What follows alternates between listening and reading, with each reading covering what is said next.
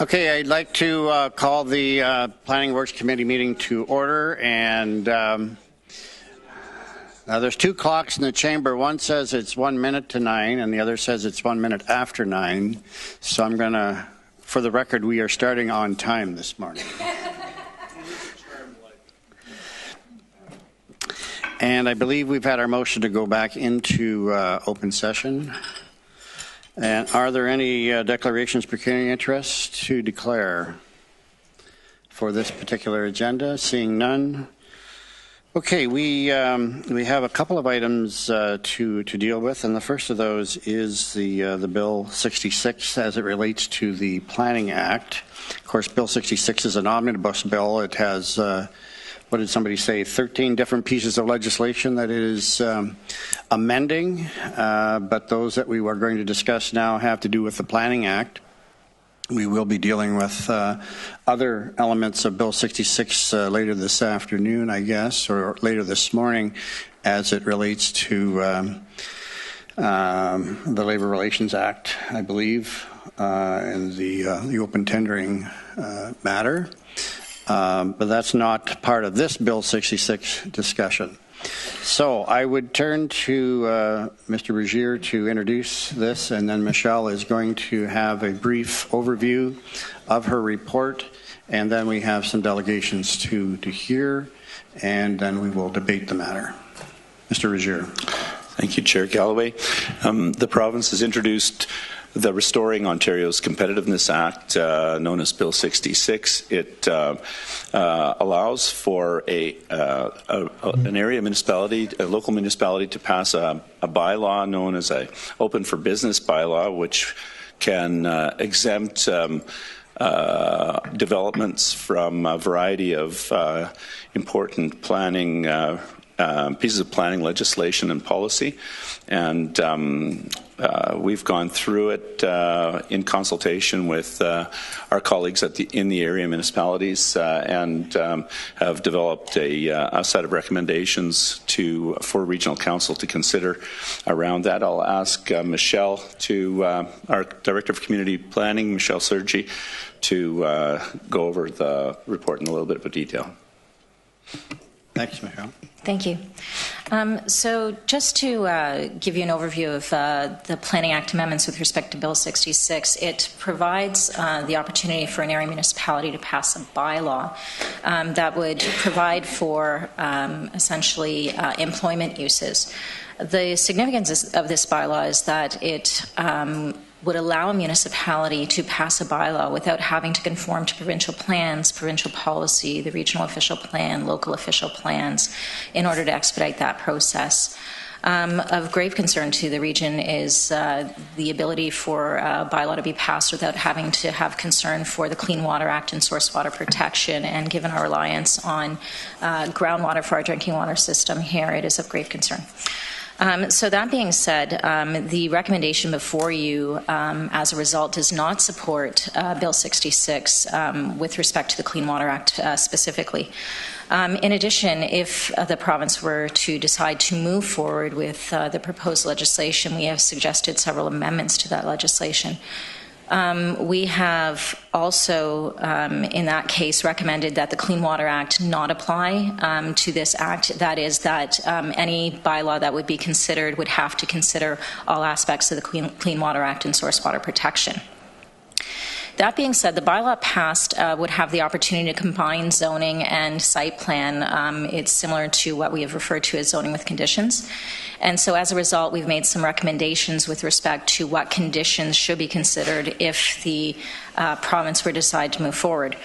Those would include matters such as sustainable servicing, appropriate servicing, because again, we want to ensure that there's appropriate capacity and servicing available for any use.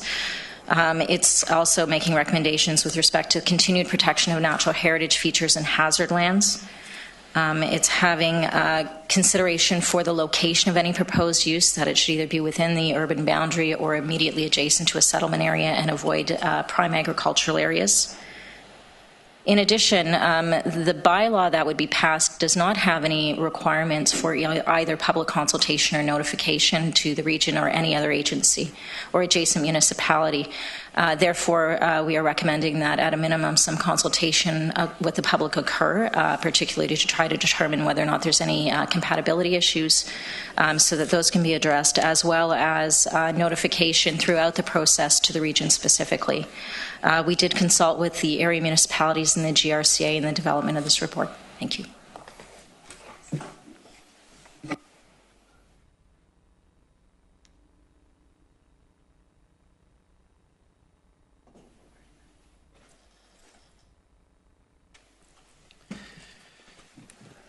Okay, thanks, Michelle.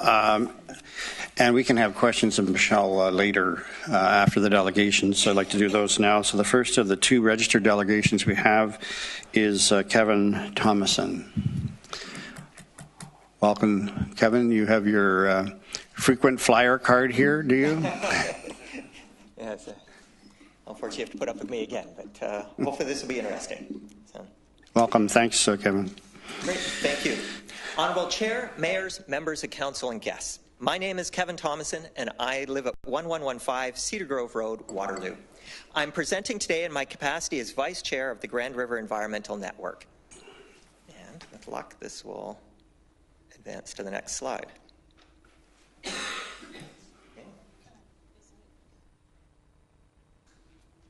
here we go. Now it's... And I thought you were a tech guy, Kevin. Perfect. Yeah, we got it working. There we go.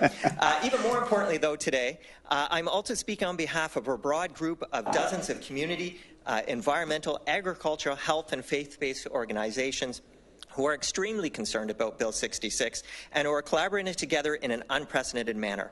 You'll see just some of our group logos on the screen before you.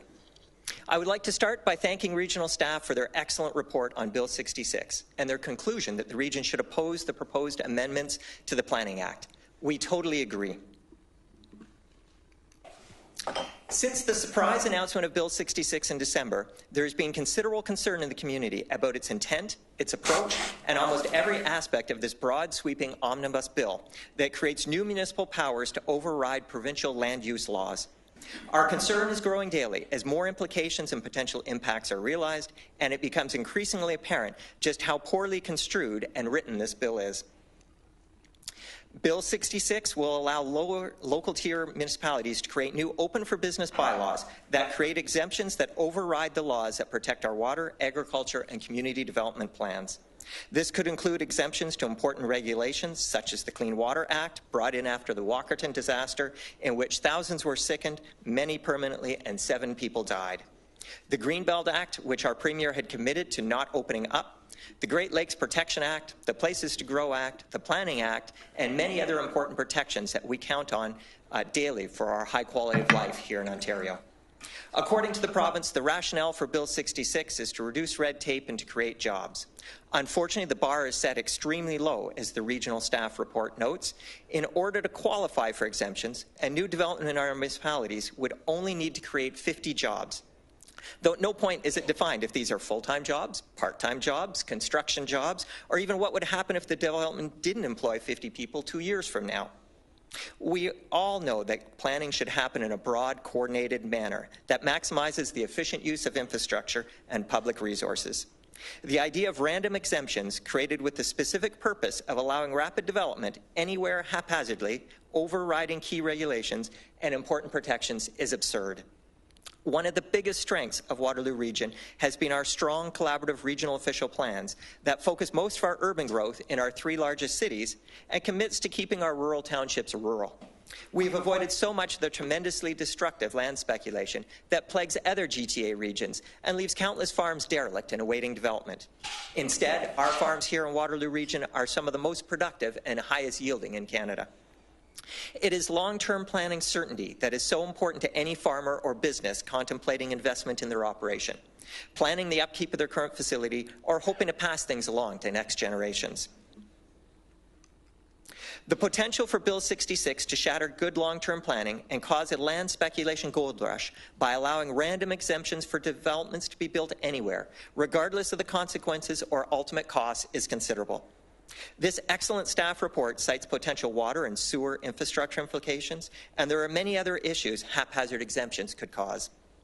If we're going to better manage rapid growth across the Greater Golden Horseshoe region in the years ahead, we need stronger and better coordinated planning, not less. We can't have a patchwork quilt of municipalities randomly handing out exemptions to anyone coming forward, creating a myriad of issues, not only in their own communities, but also creating problems downstream and even in adjacent communities still trying to follow good planning practices. If the idea of weakening the environmental rules that protect our water, farmland, and natural areas simply so a corporation can build a new factory anywhere and profit from the destruction of a pristine area isn't troubling enough, it gets worse, as there doesn't have to be any public consultation or even any public notice provided under Bill 66. The fact that a local municipality could approve an open for business bylaw with no public notice, no public communications or notice to any of the impacted area residents, no public comment period, nor any public meetings is extremely troubling. And in our democratic country, it is one of the things about Bill 66 that is most concerning to so many of our community groups. There doesn't even have to be any notice provided to the upper tier municipality or other agencies such as the GRCA, even when they are impacted or have interest in the matter. Bill 66 bypasses all roles and involvement of regional governments, completely excluding our upper tier regions and counties. Our regional government has been an integral part of the success of our community. Future success requires all levels of government to work together collaboratively, not to be completely excluded. Yet it gets even worse, as there is no recourse or opportunity to appeal bad decisions, even if you have somehow learned about it, as open for business bylaws created under Bill 66 cannot be appealed to the OMB or the new LPAT. Thus, if you're a rural resident, the only way you might learn that an industrial factory has been approved for the farm next door is when the bulldozers show up to start construction. And even then, there'd be nothing you could do about it because there is no recourse or ability to appeal. How a provincial government can remove all public involvement, consultation, and recourse is extremely troubling, particularly in decisions overturning such important regulations and long-term planning. There is a general feeling that the entire premise of Bill 66 is a red herring.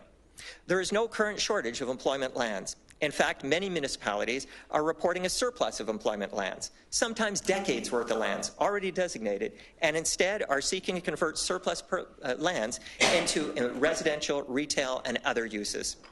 Our economy is strong. Unemployment is at a 40-year low. Business growth is booming, and we don't need to be compromising our vital protections to attract business. Ontario is one of the strongest economies in Canada. Canada is one of the best performing G20 countries, and we're leading the world. Ontario cities, along with others in Scandinavia and Australia, are consistently ranked in the top 10 places in the world to live. I suspect frequently because of our good planning and regulations, not because we offer exemptions to certain businesses for them.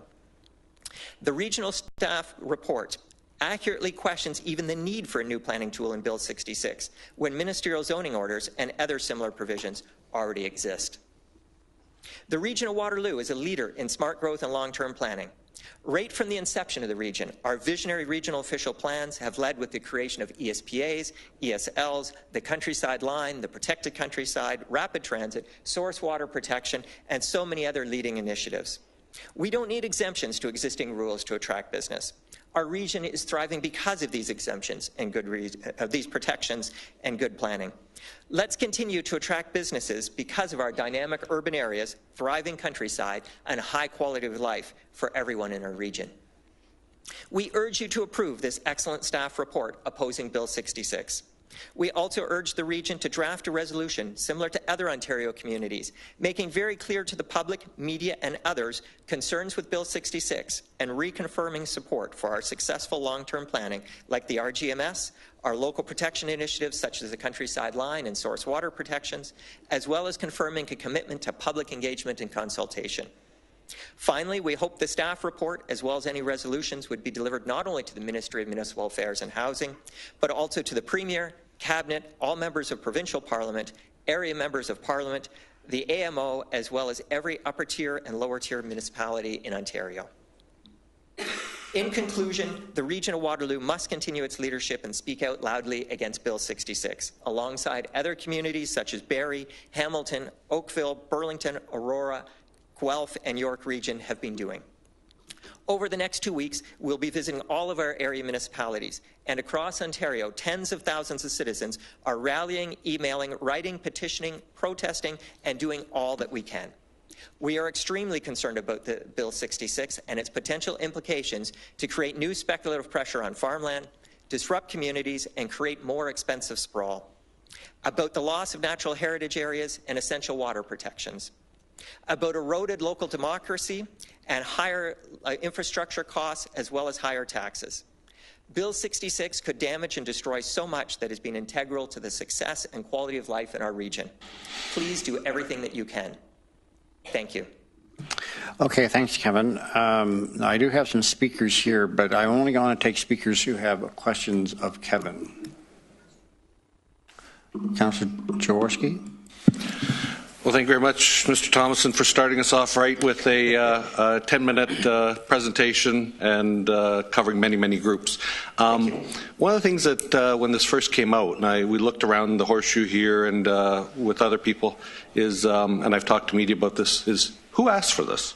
I think that's sort of a key thing, is that we're trying to figure out, we have this coming as an opportunity for some municipalities, but to best of my knowledge, I can't find municipalities that asked for this. What have you heard? Really good question. You know, this entire bill was a surprise. It was released with no notice, no information that was coming right before the holidays. Staff, even here in the region, has had to struggle throughout the holidays just to try to get a response to it because the timelines are so tight on the EDR filing. And for what we can see, there really is very few who would benefit from this, and that we have a bill that could cause considerable cost to people all across Ontario that in the end really only benefit a few big businesses. So it's extremely troubling. Hopefully, as I alluded to in my presentation, we haven't seen a lot of land speculation such that plague other parts of the province, but it is very troubling, and we really hope it doesn't become an issue. Thank you, Kevin, and congratulations to staff on having their first report rated excellent by Mr. Thomason.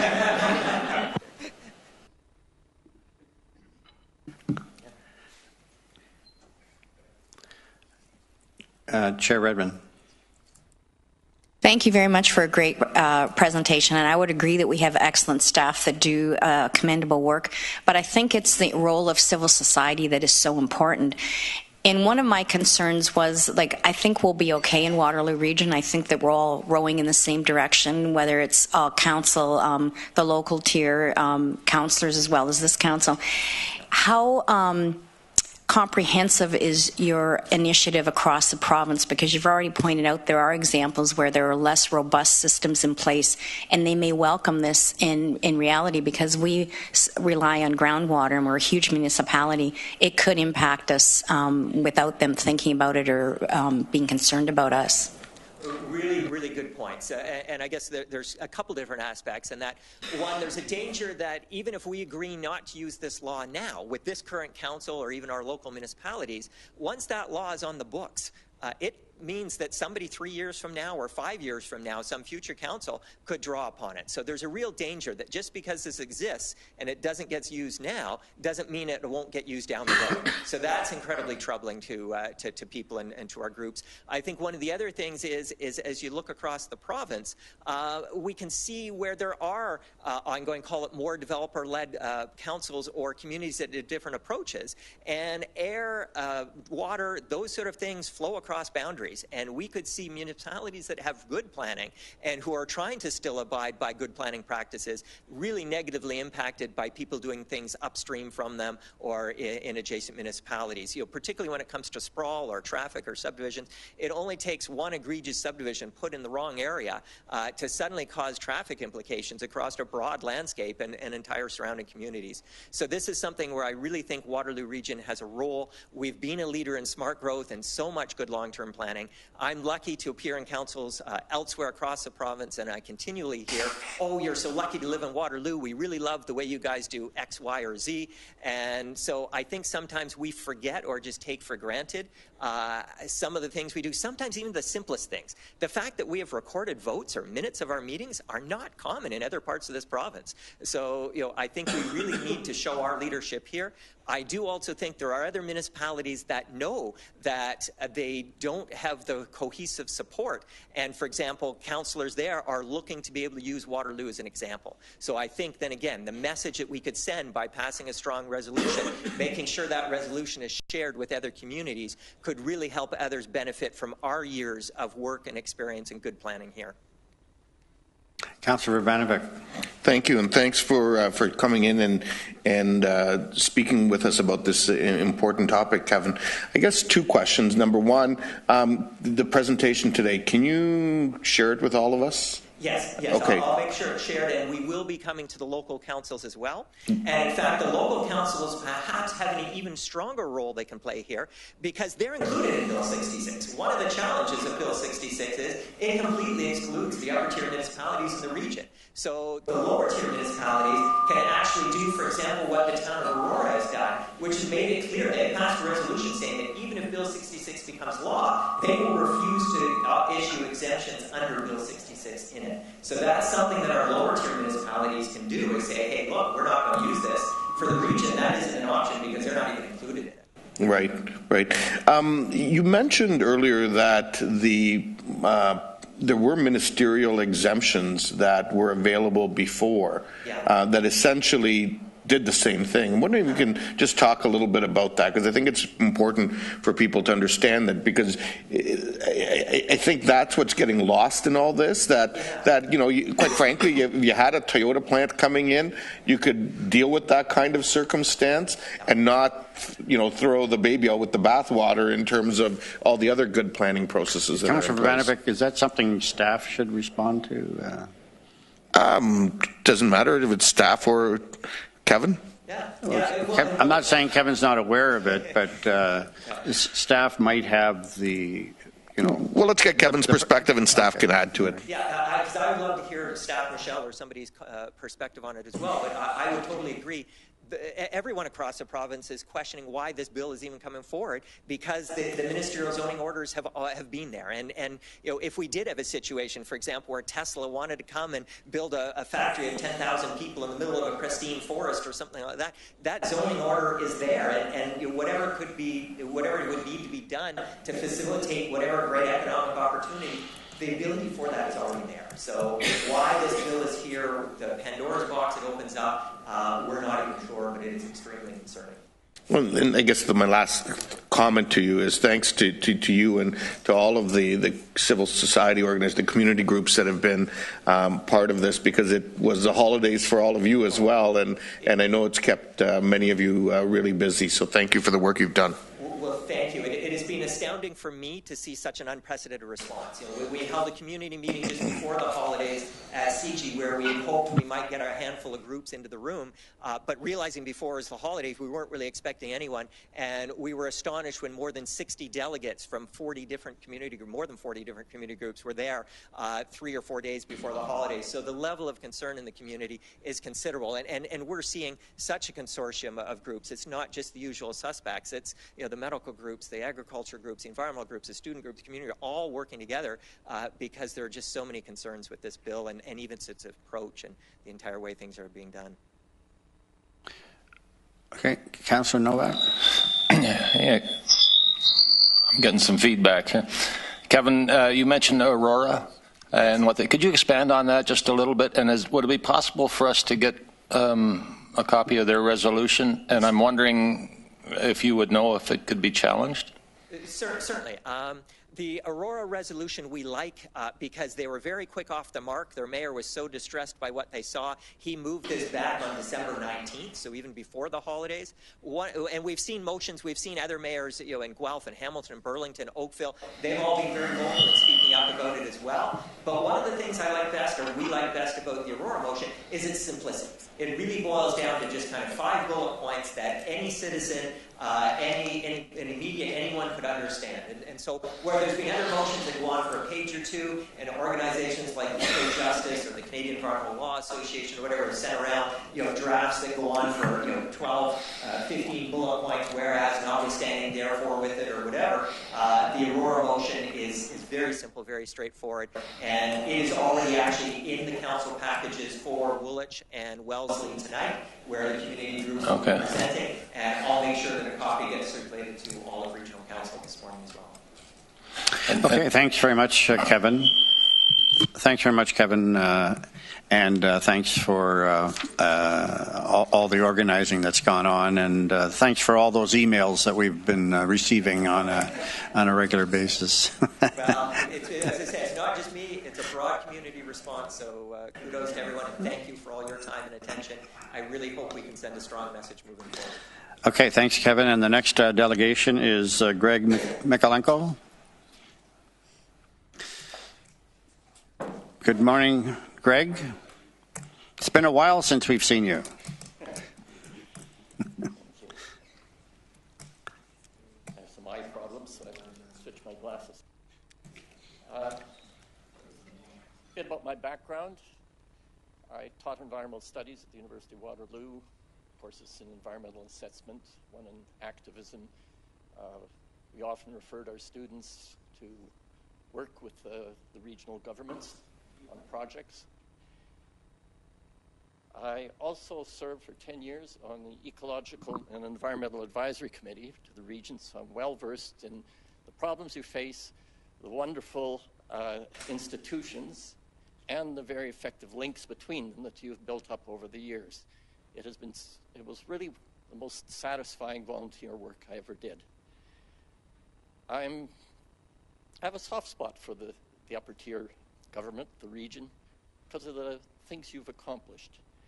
And it's important that we protect institutions associated with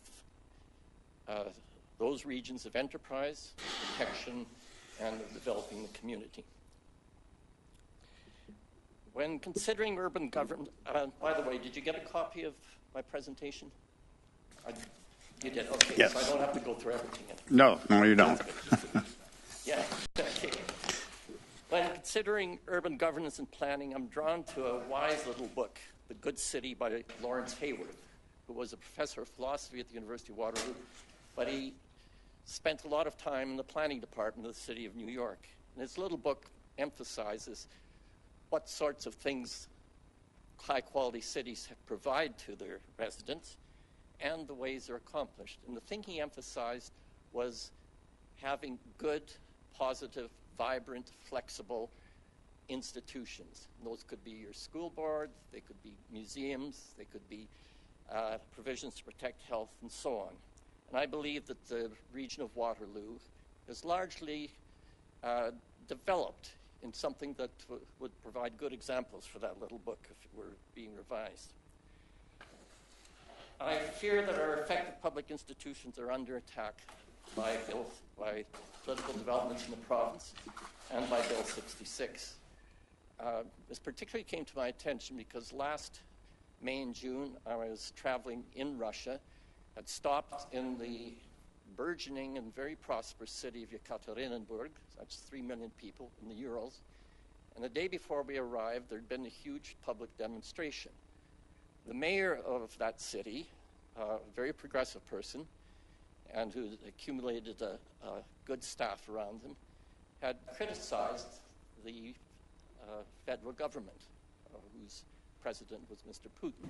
He was the only elected mayor from an opposition party, and the federal government had just announced that henceforth all mayors would be elected, or appointed rather than elected, and he was out of a job. When I came home,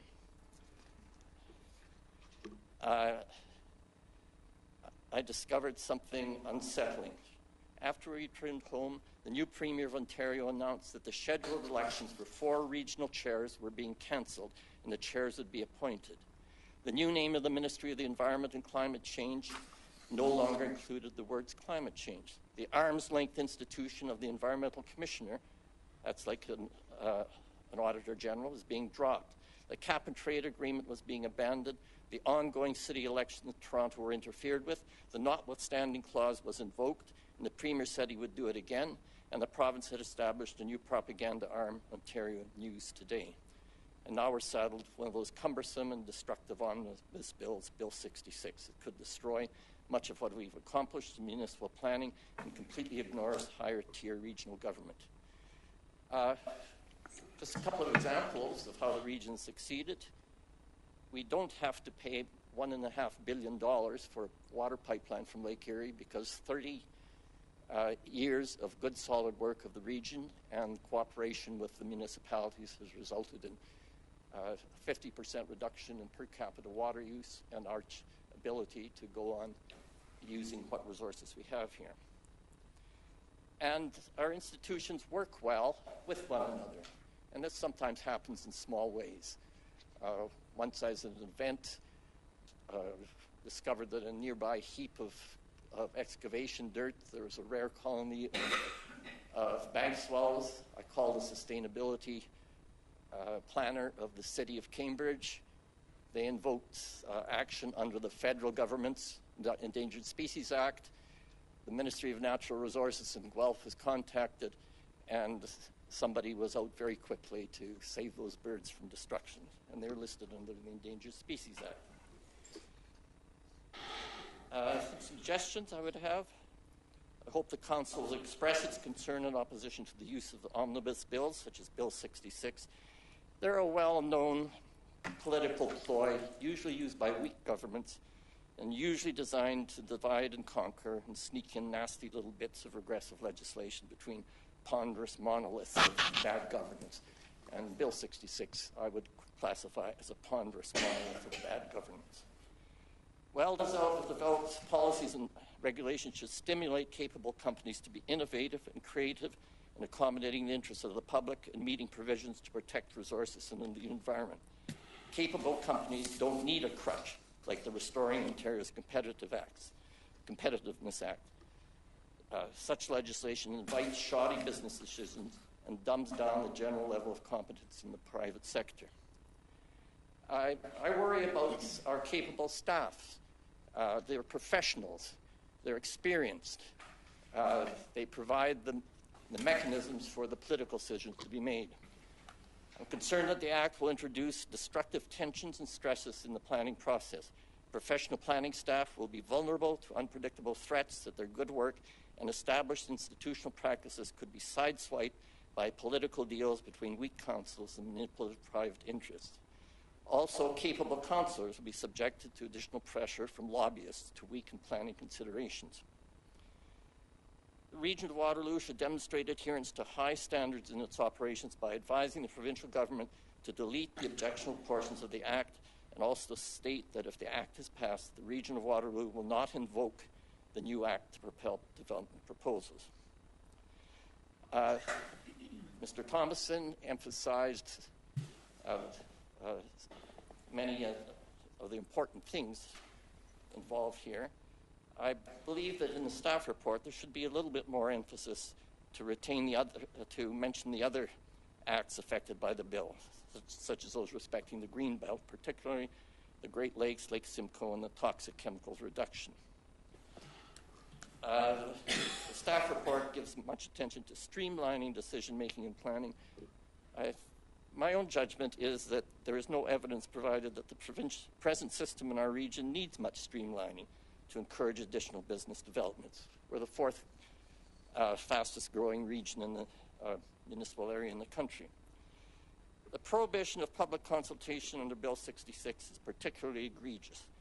Please emphasize more heavily the value and necessity of meaningful public consultation in all areas of land use planning, because in Waterloo Region, unlike our provincial government, we do govern for the people. I was once reminded of that when the region was considering 7 different potential places for a new landfill. And there was a public consultation meeting held out at New Hamburg. I went to it. There was a lot of information provided, and then it was open to the public. There were about 30 people lined up with the microphone. And 2 unexpected interventions were crucial. One was from a local farmer who pointed out that he had received $6 million of federal government funding from the Ministry of Health to develop ways of raising turkeys that wouldn't have salmonella and poison people. And this would be right near the prospective site, and the gulls would be flying over and pooping on it all. The second was from just a kid from high school in the city of Kitchener. And he pointed out that there was a recent pilot project with something called blue boxes, and they diverted waste from landfills and provided for sophisticated means of recycling. And the regional officers in charge took wise note of that, and they recalled this plan for a simple landfill, and now look what we have. So long-range planning is important. Listening to people is important. Listening to professionals is as well. And I fear greatly that our provincial government is developing some of the same authoritarian and ill-informed tendencies that we see happening in many places in the world. And unfortunately, it's affecting us badly. So I commend you for a good report. I commend you for your judgment. And I commend those who have been involved in these sorts of things in the past for the legacy they have left us. Okay, thanks very much, Greg. Any questions of clarification for Mr. Mikolenko? I see none. Oh, Councillor McGarry. Thank you very much, Chair, and thank you for your presentation this morning. And I apologize, I have laryngitis. That's why I'm as hoarse as I am. You bring up some excellent points here, and I think combined with the previous presentation, I believe that there are a number of citizens that really understand the destruction of what Bill 66 could mean. In particular, your point number 10, which is that municipalities don't operate independently, that decisions made at the planning level of one municipality may affect the others, in particular with the watershed. You know, if there's one municipality that decides to put something in that contaminates that water, that can poison the next municipality down. And I think it's incumbent upon us as elected officials, as staff, as residents in this region, to remember some of the lessons around Walkerton. It wasn't just the few people that lost their lives. It's the continuing healthcare dollars that we continue to pay for those that were sick and ill and injured because of that issue in Walkerton so many years ago that we're still paying for today, and those families are still affected by today. So in making those comments, I'm wondering if you are considering doing this kind of presentation or forwarding it to other municipalities that may not be as advanced in their planning as the region of Waterloo. Thank you. Certainly, I'll provide this to the Grand River Environmental Network and Vice President Thomason. They have extensive links with the other groups. I'll make sure that they get a copy of my presentation. I'd like to leave one document with you. It's from the Canadian Environmental Law Association, and they've produced an 18-page legal analysis of the Open for Business Planning bylaws, drinking water safety, and the lessons of the Walkerton tragedy. Legal analysis of Bill 10 of Ontario, Schedule 10 of Ontario Bill 66. So I think this would interest you, and I'll leave it with staff as well. If you, or have you seen this? You can leave it, Greg. I know I have a copy of it, but I don't know if all members of council have a copy of it. I know there's an electronic copy that can be provided to all members of council. I have an electronic version. Yeah, I would urge you to send that to the... Yeah, I'll ask the clerk to make that happen. Thanks very much, Greg. Chair Redmond. Thank you, Chair Galloway. I didn't want to be preemptive with this. We have a motion, and it's up on the screen, that I propose to move that is directly, I hope, in concert with some of the concerns that have been raised by the people emailing in and the people in the gallery today. And I think Councillor Foxton is happy to second it. And it basically does talk about the great planning that has happened by successive previous councils, and talks about the countryside line, the protected countryside designation, as well as the need for consultation There are many faceted concerns around Bill 66, some of which the delegations have eloquently pointed out, and certainly I think most of us have had consistent emails about, and would take it under, I would take it under advisement. We do have meetings with MPPs and MPs scheduled, and we'll certainly bring up some of the issues that are brought forward, as well as once this is debated and if it's supported by council, we will certainly convey this to the appropriate parties at the provincial level. I really commend civil society and the coalition that you've brought together. It's very impressive. And the point's already been made that it's really important that this be a province-wide initiative, and that we need to worry about having it on the books for successive councils who may come after us. And I know Walkerton's been mentioned a couple of times, and that's certainly a lesson that we all learn from, but we have issues that happened in Elmira, so there are much closer to home issues that demonstrate the fragility of our groundwater and water sources, why they need to be protected. And we're in a unique position because of a municipality of our size who largely relies on groundwater. Okay, thank you, Chair Redmond. So what I propose to do is to go back to the staff report, and we'll deal with the staff report and then deal with Chair Redmond's additional recommendation as two distinct entities, to keep them separate from the keep them separate, the staff recommendations and the more political recommendation that Chair Redmond is bringing forward. So in regards to the staff report, I would open it up for discussion and comment, and the recommendations that are within the report. I'm seeing nobody is racing to speak to it. So have you pushed your there?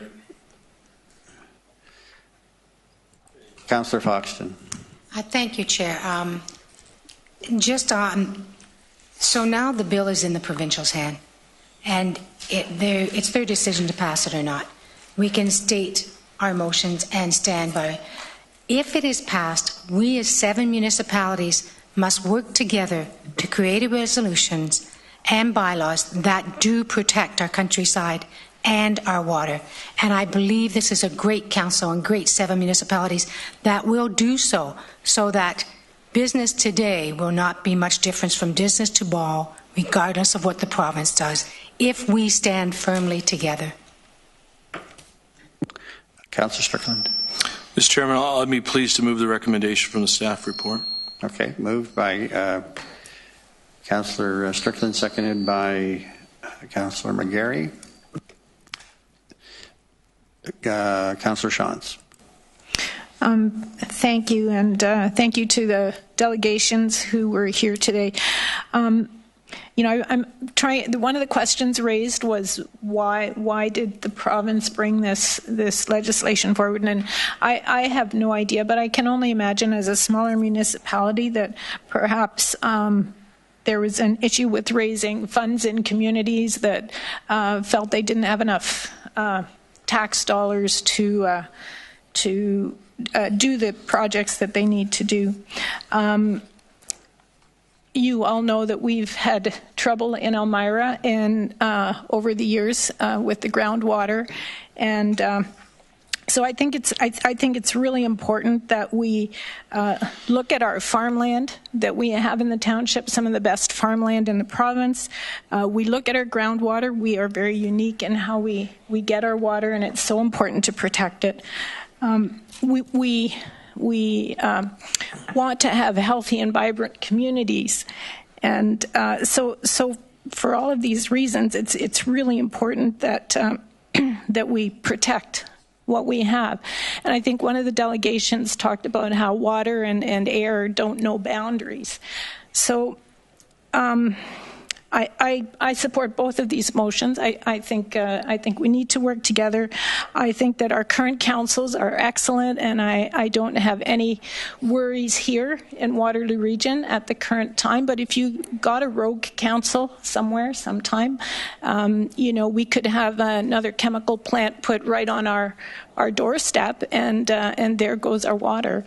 So So I support what we're doing here, and I question the depth of authority that's being delegated, I guess, by the province with this bill. Thanks. Councillor Nowak? Yes, I obviously support the resolutions as well. My suggestion would be that this resolution is going to go to municipal affairs, and I'm assuming eventually it'll work its way up to the top. But I'm just wondering if it would be wise or a good idea for the lower tiers to meet with our MPPs, have some sort of a roundtable discussion to make sure that they're aware of what our concerns are.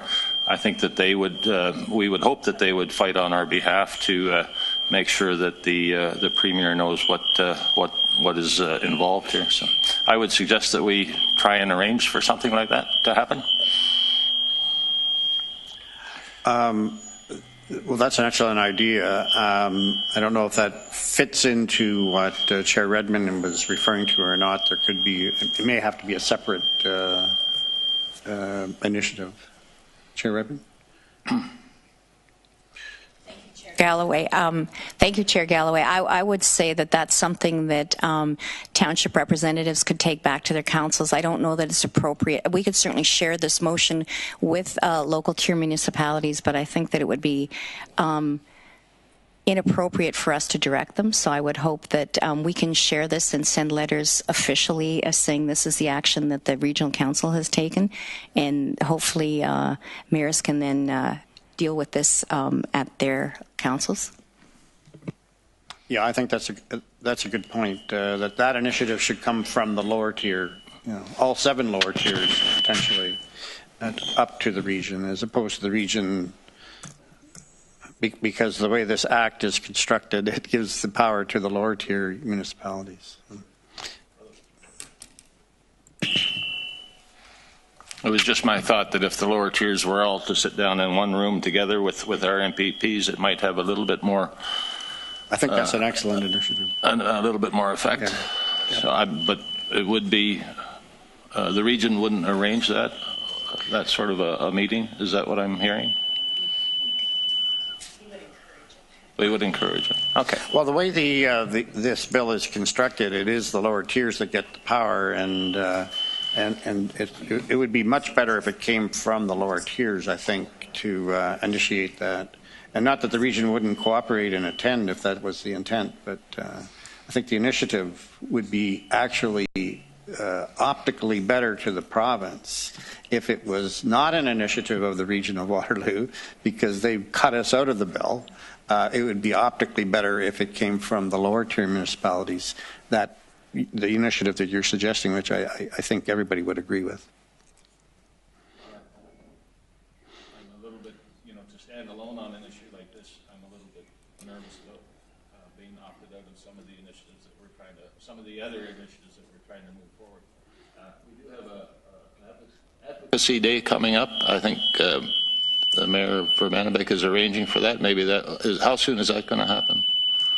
I know staff are working on days with the provincial. Oh, sorry. Is that on? I know staff. Okay. Do you want me just? There we go. I know staff are working with the provincial MPPs and the federal MPs on the dates. It'll likely be the early part of February.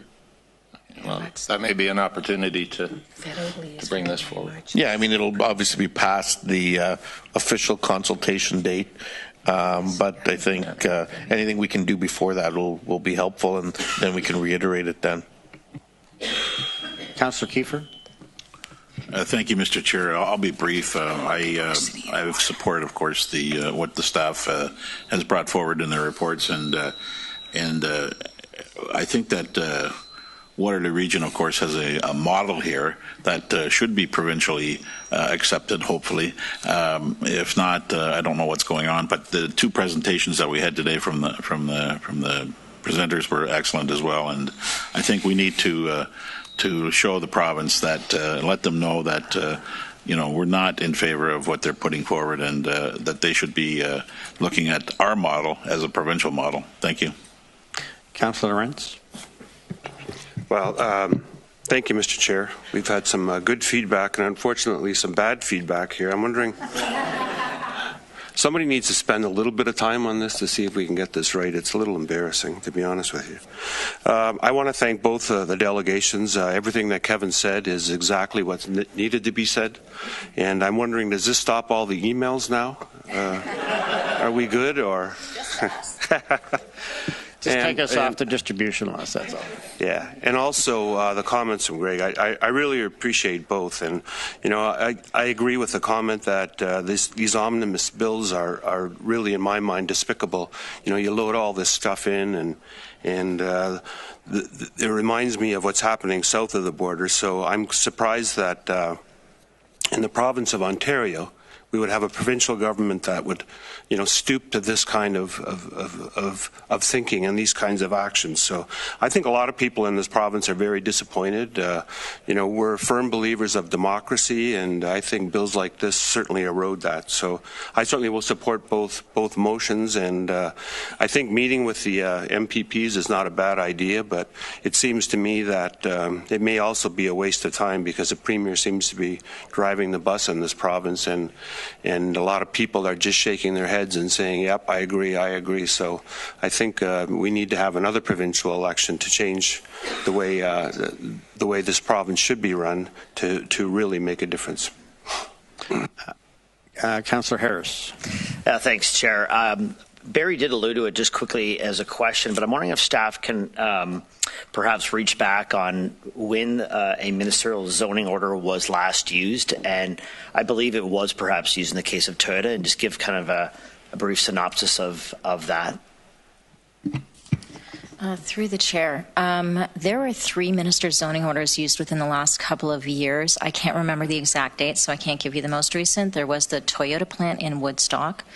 There was the Canadian Tire Distribution Centre in the region of Peel, as well as there was manufacturing, I can't remember the manufacturer, in Welland.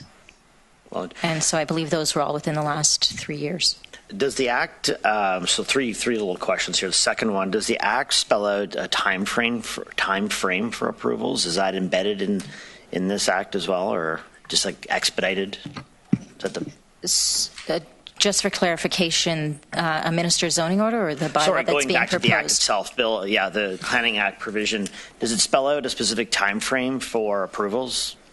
It does not spell out a specific time frame for approvals, but I believe that the minister is to make a decision within a certain period of time once they've received the notice from the municipalities, and I believe that's 20 days. And I know there are some exemptions to different acts, which we've already heard from our delegations from. Are there other acts that this bylaw would not be exempted from? That the Open for Business bylaw, in fact, would still have to proceed through existing acts? Because we know there are some exemptions, but are there other acts out there that would not exempt the Open for Business bylaw from?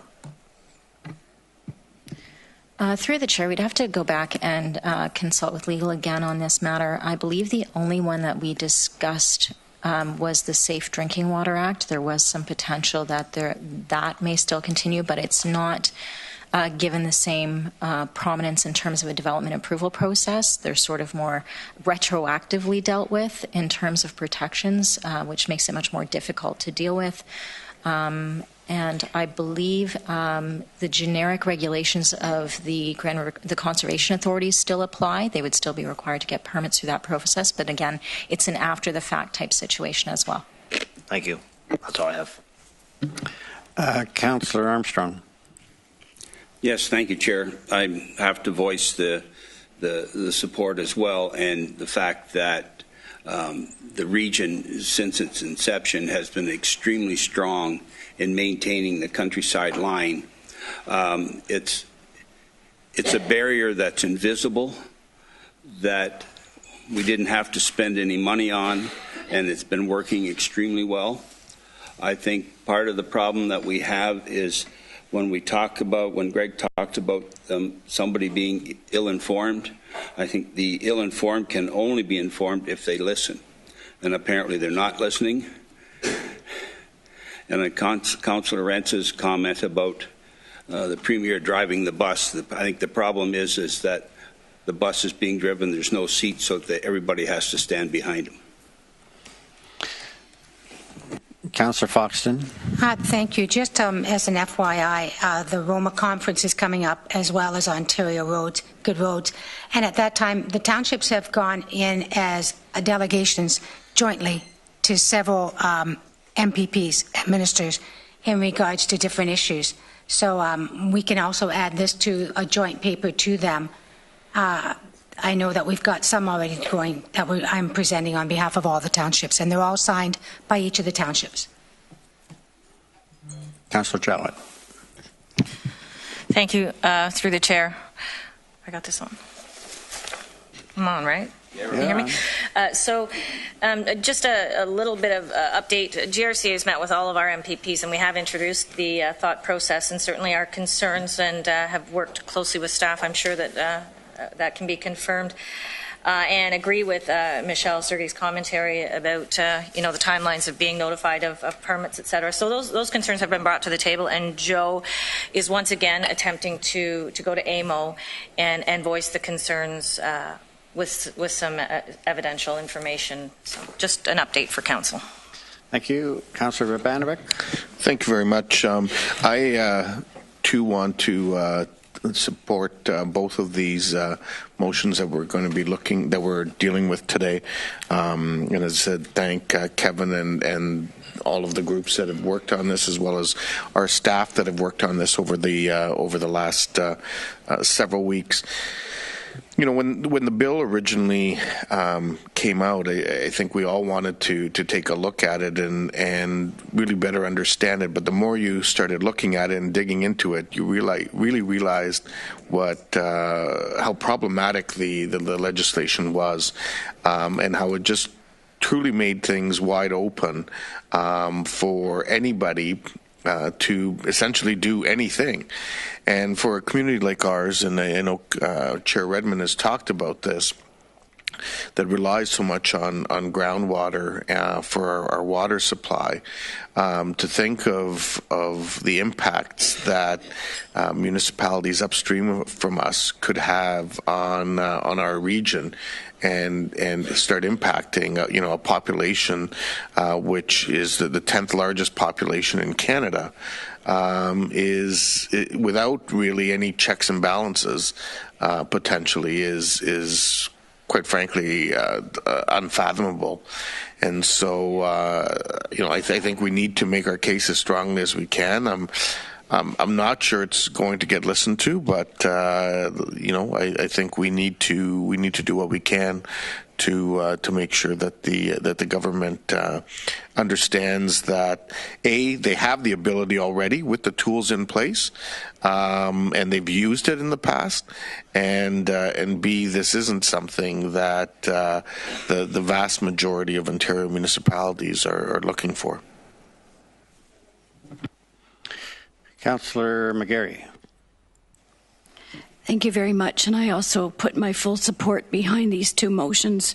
I wanted just to go back a year or two to the province's review of and the new act that came forward for the Coordinated Land Use Planning Review Act.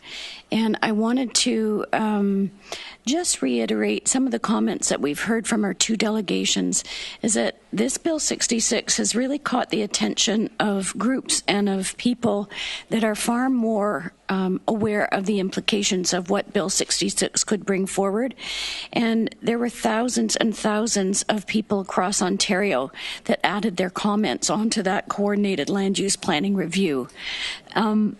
This is incumbent upon us at this time to really bring those voices forward, but also to continue to protect our environment and protect the way that our municipalities plan.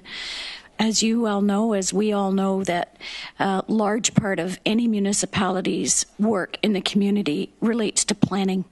So the assault on using or bypassing our very protective planning systems in any municipality really needs to be protected. So I'm in full support of these two motions. And thank you again to the delegations for the work that you're doing. Okay, I have no other speakers, so I'll make my comments at this time as well. And I share a lot of the concerns that have been expressed here by members of council, and certainly from the delegations as well, and all the people who have spoken up during the debate, public debate that has ensued from the announcement of this omnibus bill. I think that I'm not going to go into all the various concerns. I agree with most of that, all of what's been said.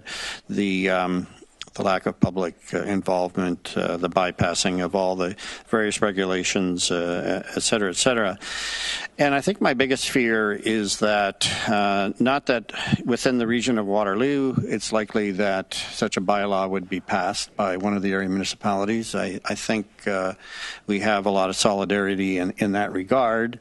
You do worry about the future, however, future councils. People change over time. But as it stands right now, I don't have a huge concern that this would occur in the current context, and maybe not in future context at a local level. I fear more about a neighboring municipality, and I'm not picking any out. I'm not thinking of any one in particular, but you could get pretty intoxicated as a unsophisticated, maybe less sophisticated council when all of a sudden you're looking at $3 million in annual property taxes, which might be 4 times the assessment that you currently have, and you could get pretty intoxicated with that, and the impacts of such a development would be profound on that municipality, but it could also be profound on our municipality, not just in regards to water, which of course is a very important one, but traffic,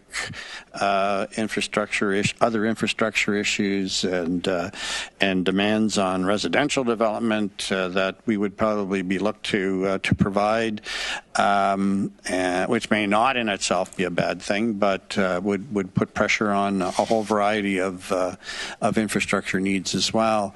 So that's where a lot of my concern lies. As everybody's kind of asking, well, where did this come from? What really precipitated this? And I don't have an answer for that.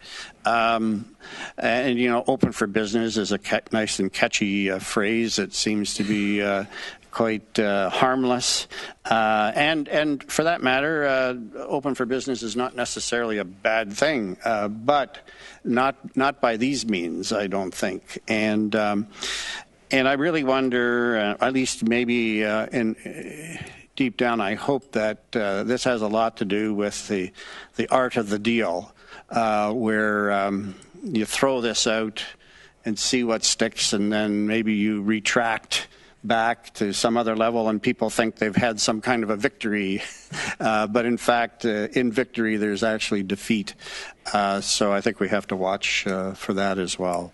So I would certainly support the staff recommendations and Chair Redmond's recommendation, and we'll call for the vote first on the staff recommendation. Councillor or Chair Redmond, you wanted to speak? Thank you, Chair Galloway. We're taking them as two motions, separate, right? yeah. Okay.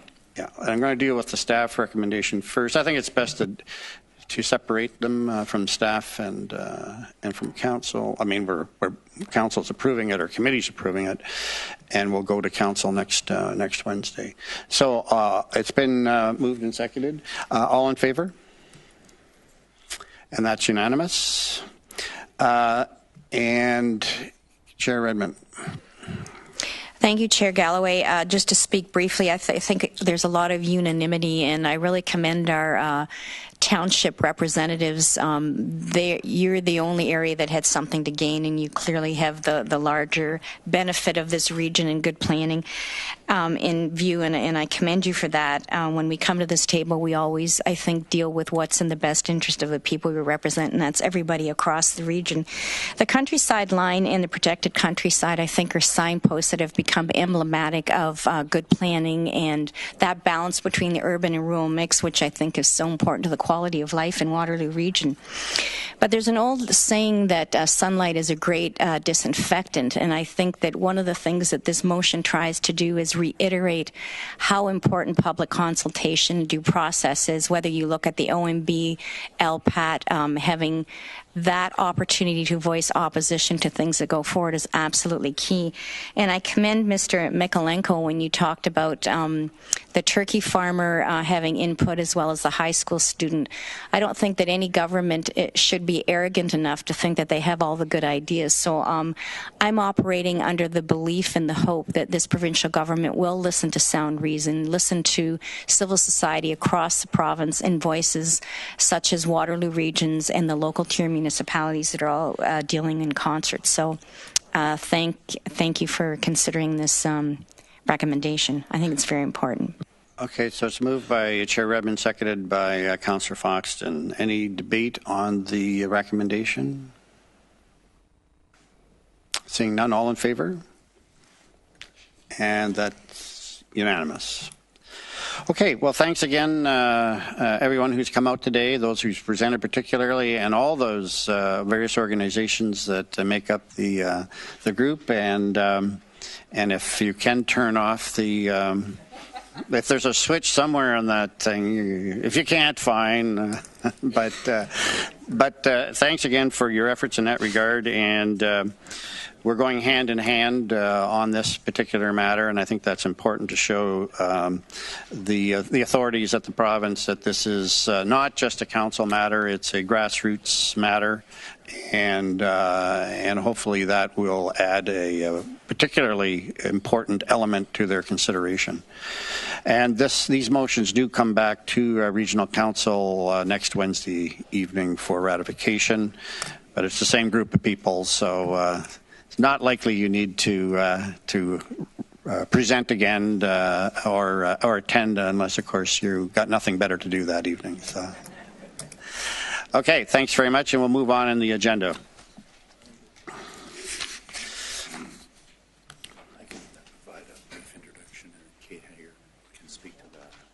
The next item. Okay, we have just a couple of items on the regular agenda. That was the only item on the consent agenda. So, oh,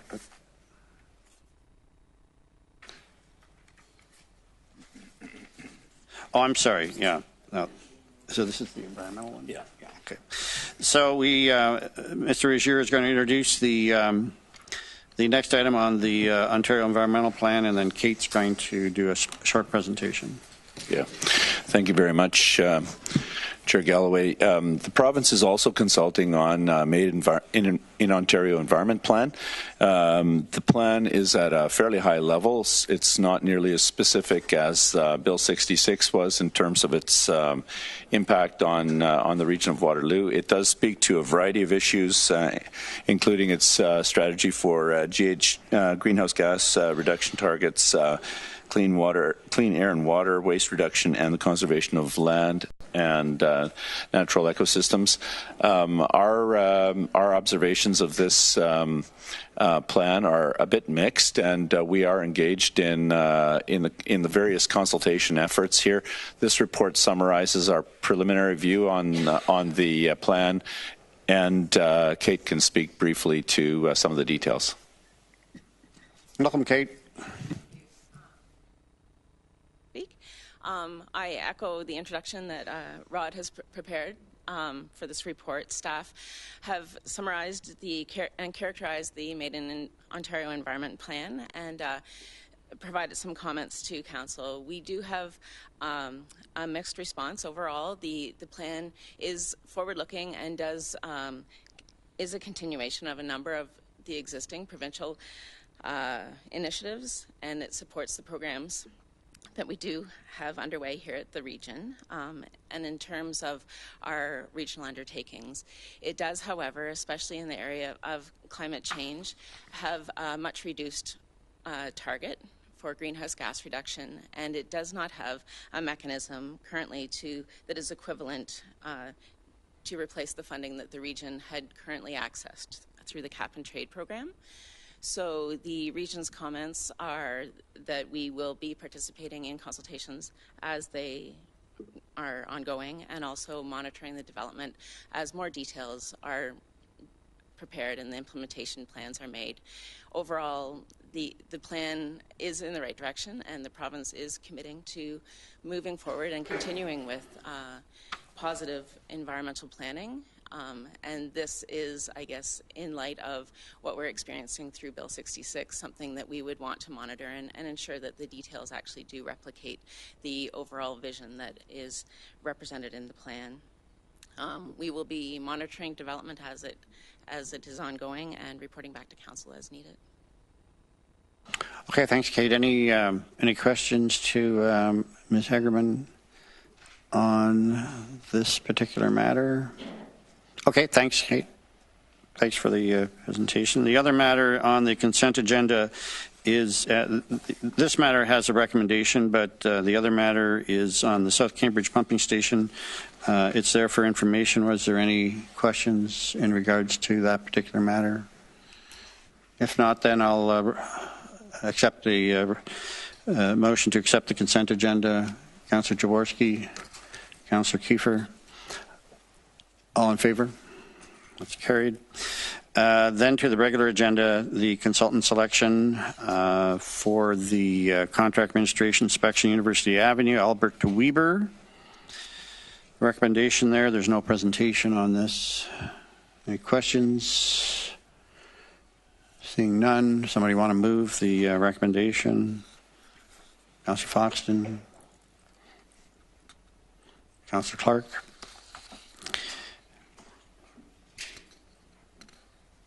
All in favor? That's carried. Any other matters to bring to the meeting? Motion to adjourn.